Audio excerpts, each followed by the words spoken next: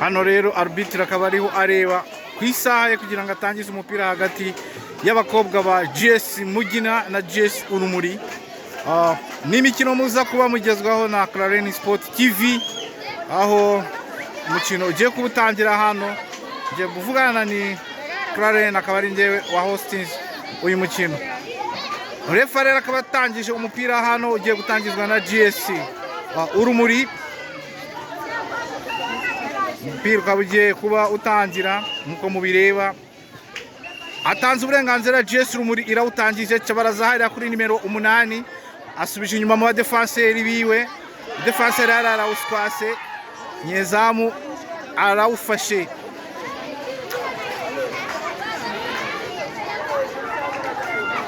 Agarutse mu rubuga rwe kugira ngo yitegure gushota umupira.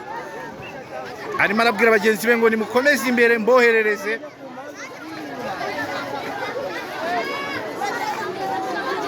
Yigiye imbere, ateye imbere ishoti rinini cyane. Abadefenseri bo mu ikipe ya GS Mugina barawugaruye. Hariya abakinnyi bo hagati hariya batabashije kumvikana.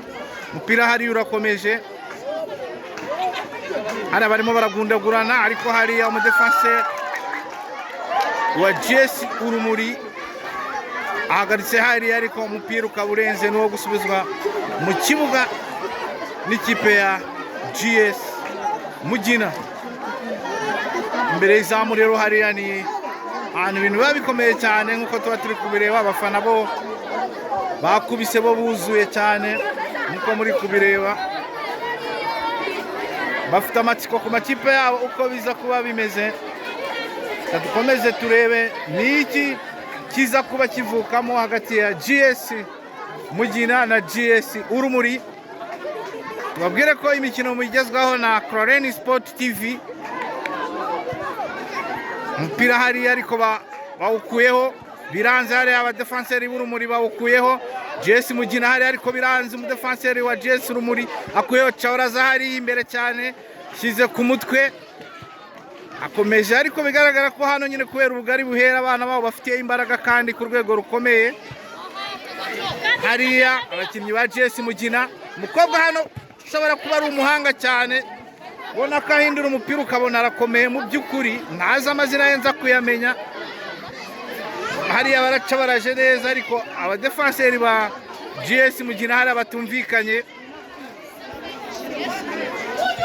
bashyize umupira imbere. Hariya hari umupira barimo barasunikana, hariya bateye ishoti abakinnyi ba GS Urumuri.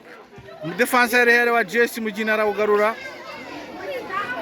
Hariya baraca baraje kuri bodaboda yiwe, ibintu bidasanzwe umupira w'amaguru aho umuntu akina na bodaboda.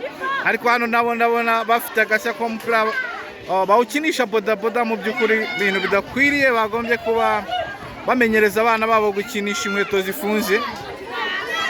Hari umupira urakomeje cyane, hariya baragundaguranye, umupira hariya urarenze n'uwo gusubizwa mu kibuga na GS Urumuri.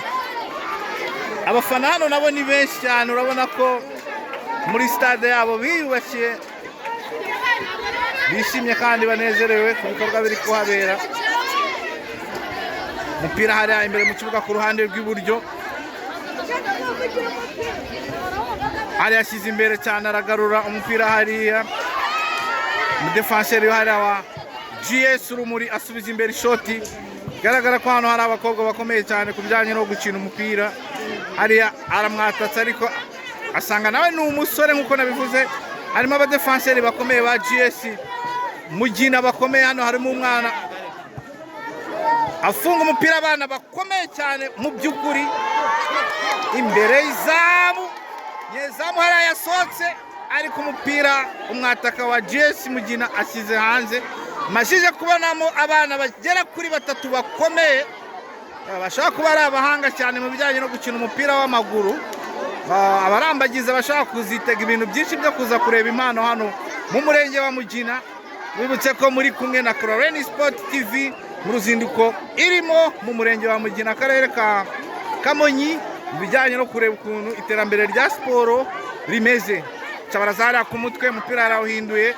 Umudefenseri hariya akuyeho, ariko biranze, asubije imbere hariya, wa mwana w'umuhanga hariya niwe ufite umupira. Iki ni igitego ndakurahiye, ariko nyezamu ashyize hanze. By'ukuri umupira ukomeye kandi bigaragara ko bitaza kuba byorohera GS Urumuri niba idakoze cyane. Hano nimero 2 abwira abagenzi bati nimuzamuke mwigira imbere, duhagarare neza turebe uko tubyitwaramo. Ni koroneri hariya igiye guhindurwa n'ikipe ya GS Mugina y'abakobwa.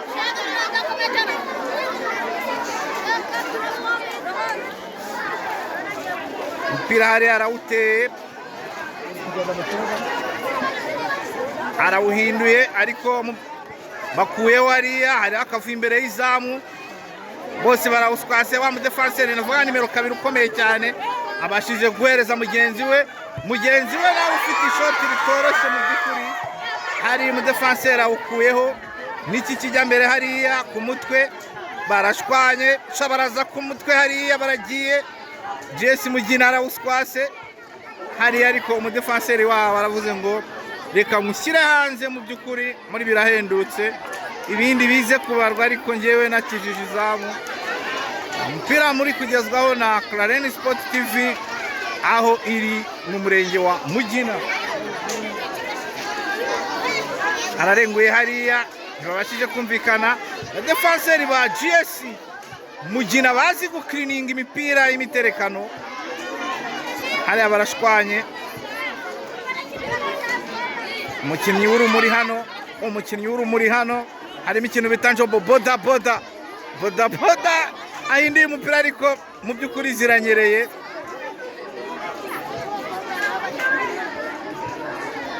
Hano ubona ko abafana nabo babikurikiranye neza muri rusange, bategerezanyije amatsiko n'iki kiza kuba kigaragara.